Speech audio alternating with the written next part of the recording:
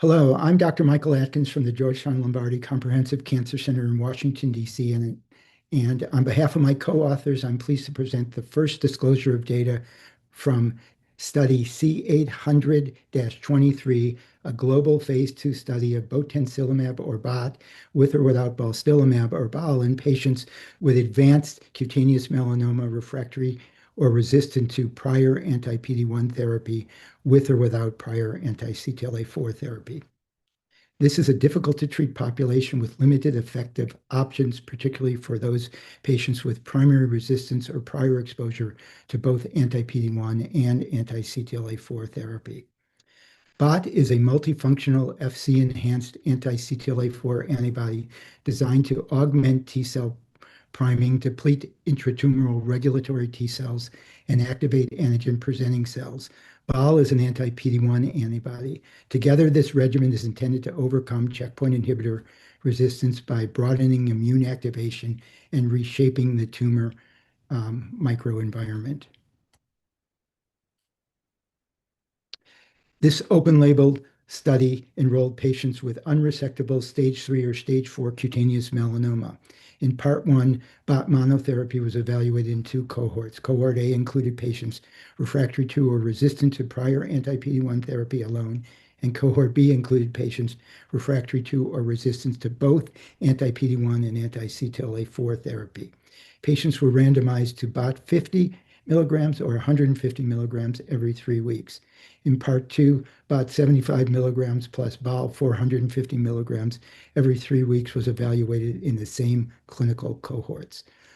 The study population was enriched for patients with primary ICI resistance, and many patients also had adverse prognostic features, including visceral disease and elevated LDH. Among the 138 patients who received BOT monotherapy, the confirmed overall response rate was 6%. Unconfirmed overall response rate was 10%. 12-month duration of response was 38%, and median overall survival was 12.9 months. Activity was similar between BOT doses, while higher grade adverse events were more frequent in the 150 milligram BOT dose. These monotherapy data provide useful context and proof of concepts, but the main efficacy signal in this study was seen with the combination of BOT plus BAL.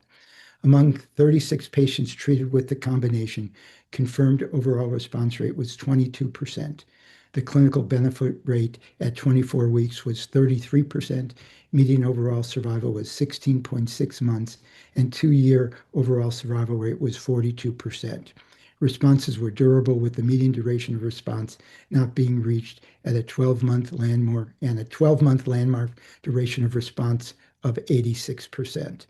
The findings in part 2 cohort B are particularly notable because these patients had already progressed after both anti-PD-1 and anti-CTLA-4 therapy. In this cohort, confirmed overall response rate was 29%, 12-month duration of response was 100%, and 2-year overall survival was 64%. Although patient numbers were small, the depth and durability of response are encouraging in this cohort.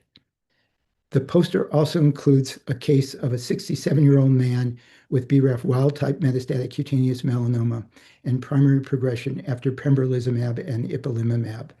At baseline, the patient had liver, lymph node, peritoneal, and subcutaneous involvement, and his LDH was 2 times higher above the upper limit of normal. After BOT BAL, he demonstrated an ongoing partial response with functional complete response by PET-CT at more than 30 months. From a safety perspective, no new safety signals were observed. In the combination arm, grade 3 or higher treatment-related adverse events occurred in 36% of patients with no treatment-related deaths. In summary, BOT plus BAL demonstrated clinically meaningful and durable activity in patients with advanced cutaneous melanoma who had previously been treated with both anti-PD-1 and anti-CTLA-4. This supports further evaluation of this mechanistically differentiated CTLA-4-based combination in patients with ICI refractory and resistant melanoma.